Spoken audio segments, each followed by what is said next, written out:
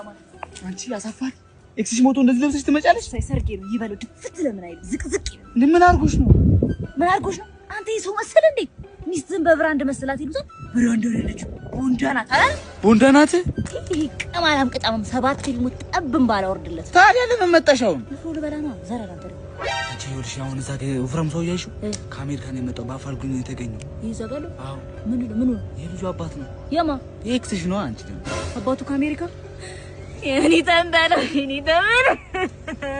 አሁን ደፋስታ ነበር ራስ ተደፋ የኔ አባቴ ንቂታ መሳኮና አልቋል ይኸውልሽ የቤተሰቦቹ ለቅሶ እየቀሰቀሽ ነው እባክሽ ተይ ወናት በቃ